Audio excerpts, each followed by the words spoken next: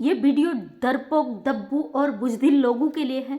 और आज मैं आप लोगों की आंखें खोलने वाली हूँ, क्योंकि आपके अगर मन में किसी के लिए डर है, कोई झिझक है और कोई आप डरते हो किसी चीज़ से, तो आपकी आंखें खोल देगा वीडियो। आज मैं बात करने वाली हूँ, आपने कभी सड़क पर पागल कुत्ते को अपना पीछा करते हुए देखा और भागते हुआ देखा है? आप किसी गाड़ी में या पैदल जा रहे होते हो, अचानक आपको देख के कुत्ता आक्रामक होकर भौंकने लगता है और आप अगर उससे डरने लगते हो तो कुत्ता आपका पीछा करने लगता है, और जब आप भागने लगते हो उसी तेजी से कुत्ता आपके पीछे भागता है। लेकिन जब रुक जाते हो, मुड़ जाते हो, आप नीचे से ज़मीन से कोई पत्थर, लकड़ी या कुछ उस पर अटैक करने की स्थिति में खड़े हो जाते हो, तो कुत्ता बैक होकर भाग जाता है। किस किस लोगों के साथ इस सिचुएशन हुआ है, पहले मुझे कमेंट करके बताइएगा।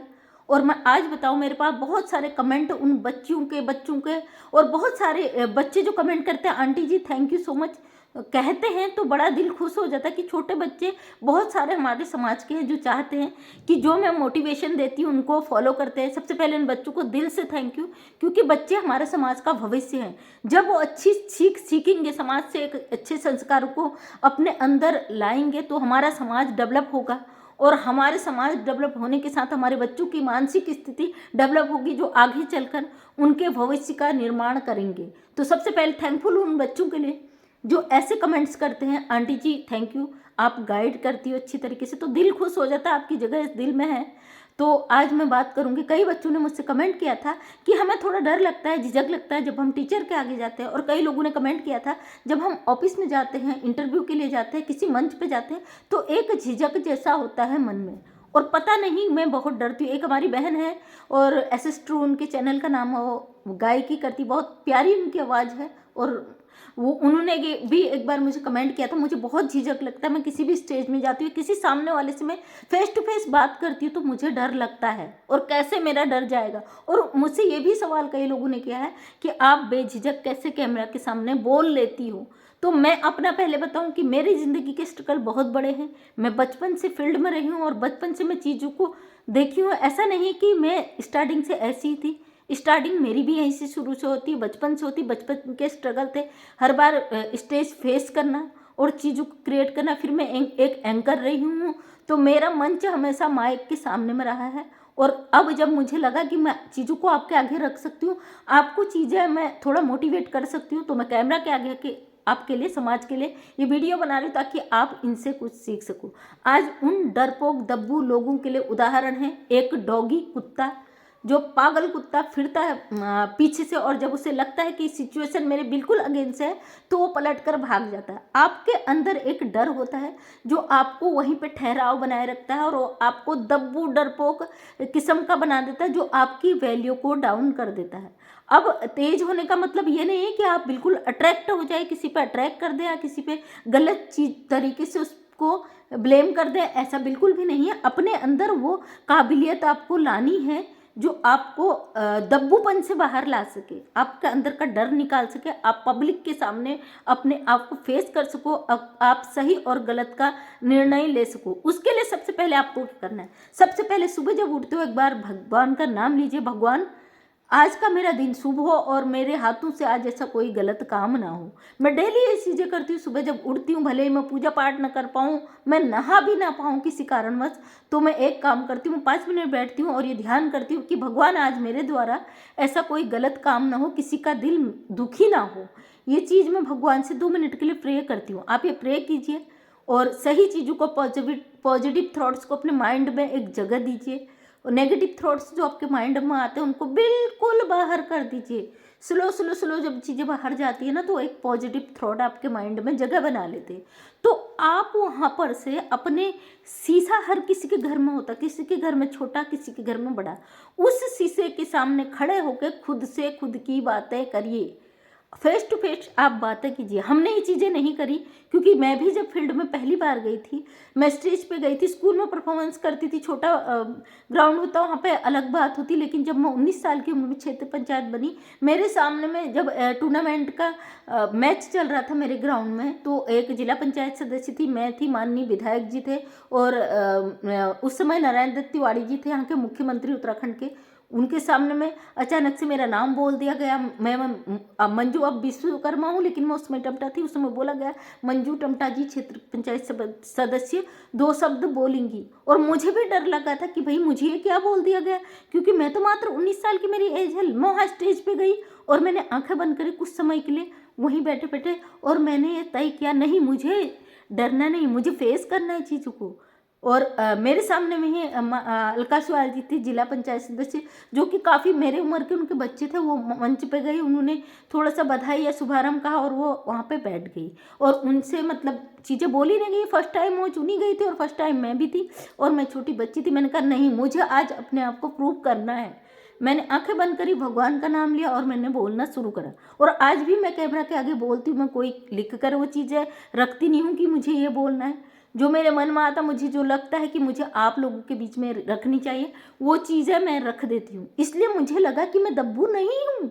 और जब मैंने चीज़ें करी, जब पब्लिक में तालियों की गड़गड़ाहट हुई, क्लैपिंग हुई मेरे लिए, मुझे खुद यकीन नहीं हो रहा था क्लैपिंग मेरे लिए हो रही है। और वहाँ पे ये प्रूफ हो चुका था कि मैं जो जिला पंचायत सदस्य, उनसे मैं आगे अव्वल निकली। बोलने में मैं बातों को रख सकती हूँ, उस चीज़ को कर सकती हूँ, क्योंकि मेरे अंदर का डर निकल चुका था। तब से जब भी कहीं पे ओपनिंग या उद्घाटन या कोई भी चीज़ होता था, तो एंकरिंग के लिए मुझे ही आगे डाला जाता था कि आप यहाँ पे 2 शब्द बोलिए। ये एक हमारा सम्मान होता है, और जब हम बोलते हैं फील्ड में, तो लोग की नज़र में आता है, हाँ ये व्यक्ति फला फला व्यक्ति बोलता है। फिर बड़े बड़े मंचों में मैं गई। उसके बाद ये फील्ड मुझे छोड़ना पड़ा, क्योंकि मेरी मैरिज हो चुकी थी और 5 साल के बाद मेरा कार्यकाल ख़त्म हो चुका था। मैं दूसरे विद्यालय में मेरा चयन हो चुका था, लेकिन विद्यालय में भी ये चीज़ें मैंने नहीं छोड़ी, और मैंने वो अपनी वीडियो में नीचे डाला। अगर आप देखना चाहोगे तो देख सकते हो मेरे जीवन का स्ट्रगल क्या क्या है।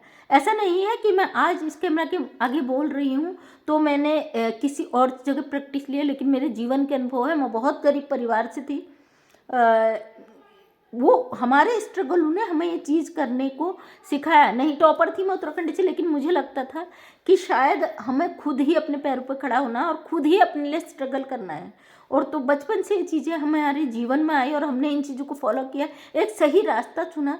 और जब इस क्षेत्र में पहुँचे तो आज हमने डिसाइड किया कि अपने समाज के बच्चों को शायद हम गलत जो रास्ते पे जा रहे हैं उनको सही मार्गदर्शन कर सकते हैं अपने कैमरा के माध्यम से, क्योंकि उस टाइम कोई सोशल मीडिया का ज़माना नहीं था। अगर हमें अपनी बात किसी से रखनी है तो चिट्ठी तार वगैरह होते थे, और टेलीफोन भी बहुत बाद में चला था, ये भी नहीं था। अब तो इंटरनेट इतना ज़्यादा आगे बढ़ चुका है कि बहुत सारी चीज़ें घर बैठे बैठे ऑनलाइन हो रही है। उस समय ऑनलाइन का कोई ज़माना नहीं था। अगर हमें छोटा से छोटा काम करना है या बड़ा सा बड़ा काम करना है, उसके लिए हमें विभागों के चक्कर काटने। आज ऐसा कुछ भी नहीं, हमें कुछ भी करना है तो हम घर बैठे ही कर सकते हैं ऑनलाइन। हमारा इंटरनेट इतना तरक्की कर चुका है, लेकिन फिर भी हम दब्बू क्यों? मैं कई लड़कियों को देखती हूँ आज भी फील्ड में होती तो शर्माती है, झिझकती है, और मतलब एक डर होता है। लेकिन सोशल मीडिया के ज़माने में बहुत से लोग एक्टिव भी है, उनका डर आज ख़त्म हो चुका है। लेकिन जो लोग कहते हैं अंदर से एक डर आता है, दब्बूपन आता है, मतलब जिस कारण लोग आपकी मजाक बनाते हैं, आप एक मजाक का विषय बन जाते हो कि भाई ये दब्बू है, डरपोक है।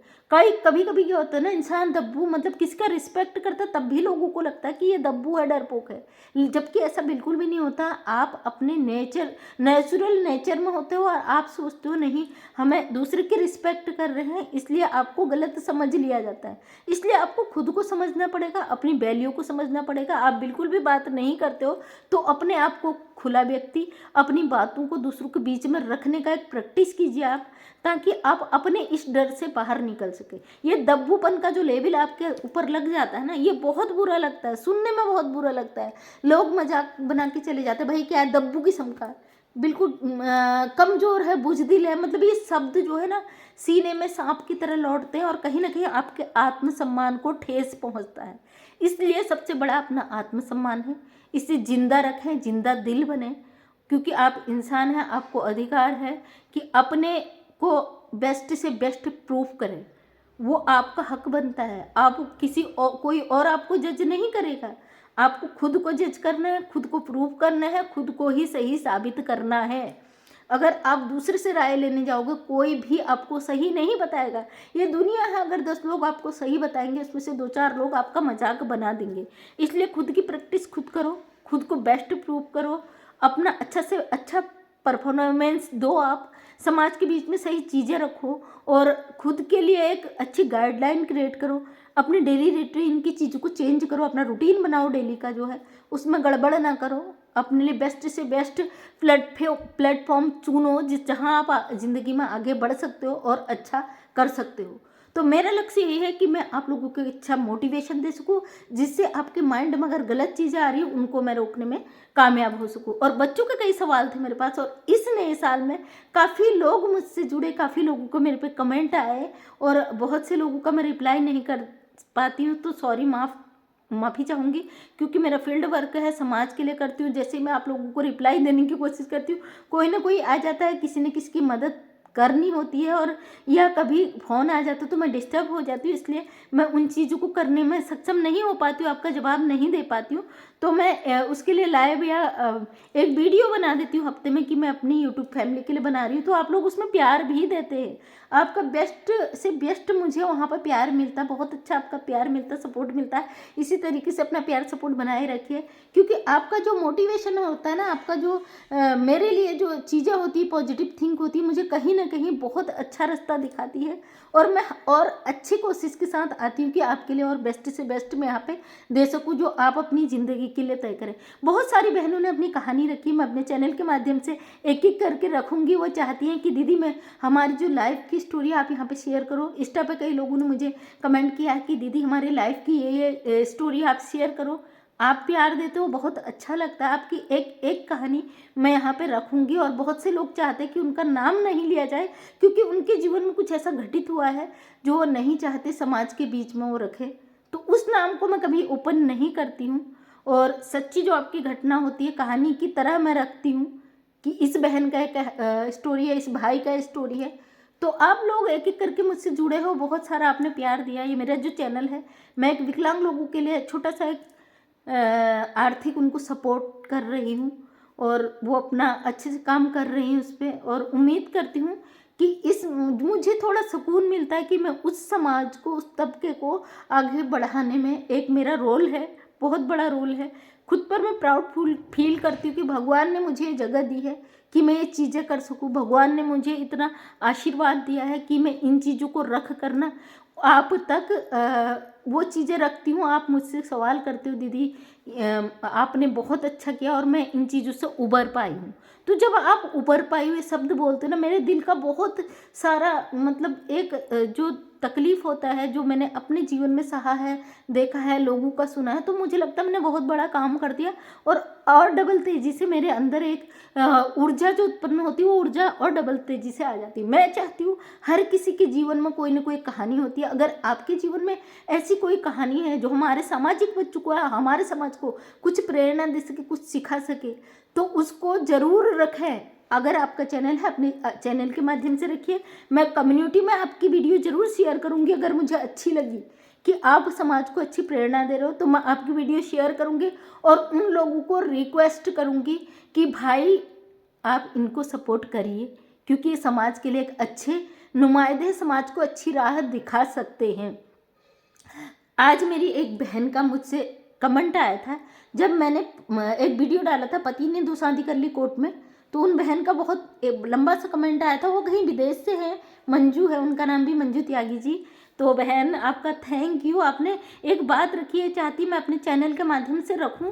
जो कुछ शादियां जो 2 होती है सामाजिक सहमति से होती है, अच्छी बात है, उसमें पति पत्नी की सहमति होती है, कोई कारण रहता है वो चलता है। लेकिन आजकल जो तौर तरीके लोगों ने फैशन बना दिया मॉडर्न ज़माने, और इससे समाज पतित हो रहा है, इस चीज़ को मैं रिक्वेस्ट करूं कि ऐसा ना करें। उन बहन का रिक्वेस्ट है, मंजू त्यागी जी हैं दुबई से या कहीं से, मैं कन्फर्म ध्यान नहीं आ पा रहा मुझे कहाँ से हैं। हमारी त्यागी जी की भाभी लगती हूँ, किसी वहाँ से बिलोंग करती हैं, बाहर किसी अदर कंट्री से। तो मैं रिक्वेस्ट करती हूँ उनकी तरफ से, ये उनका रिक्वेस्ट है कि भाई अगर कोई शौक से या 2 शादी करता है और जिससे हमारा समाज पतित होता है, तो इन चीज़ों को रोके। अगर आपके आसपास ही चीज़ें होती है, आप देखते अपने आंखों से, उसका विरोध करें, क्योंकि हमारा समाज बहुत गंदी दिशा पे जा रहा है, और बहुत हमारे सामाजिक व्यक्ति और हमारे पढ़े लिखे समाज के लोग इसको प्रमोट कर रहे हैं। तो मेरा हाथ जोड़ के रिक्वेस्ट है, गलत चीज़ों का विरोध करिए, जो गलत चीज़ें समाज में हो रही है उसका विरोध करिए। अगर किसी की सहमति से घर बसने के चक्कर से या किसी मजबूरीवश ये चीज़ें होती तो बहुत वो एक अच्छा मैसेज है। लेकिन अगर कोई शौक से करता है, और जैसे मैंने बहन की स्टोरी रखी थी, उनके पति ने दूसरी शादी कर ली, तो इन चीज़ों का बिल्कुल विरोध होना चाहिए। मैं खुलकर इसका विरोध करती हूँ, और आप क्या कहते हैं मुझे कमेंट के माध्यम से ज़रूर बताना। मैं मंजू विश्वकर्मा हल्द्वानी उत्तराखंड से छोटी सी एक सामाजिक कार्य करती हूँ, और अपने वीडियो के माध्यम से समाज में एक नए प्रेरणा और मोटिवेशन लाने की कोशिश करती हूँ। अगर वीडियो में कोई कमी आपको लगती है, कमेंट के माध्यम से मुझे ज़रूर सूचना दें। तो थैंक यू सो मच। अगर नेक्स्ट टाइम मेरा वीडियो देखना चाहते हैं और चैनल पे नए हैं, चैनल को सब्सक्राइब कर लें, ताकि मेरे नेक्स्ट वीडियो का नोटिफिकेशन आप तक मिल सके, आप मेरी अगली वीडियो तक पहुँच सके। डेली सुबह 8 बजे मेरा वीडियो आता है, उस पर अपना प्यार बनाए रखें। तो थैंक यू सो मच, तहे दिल से आपका धन्यवाद।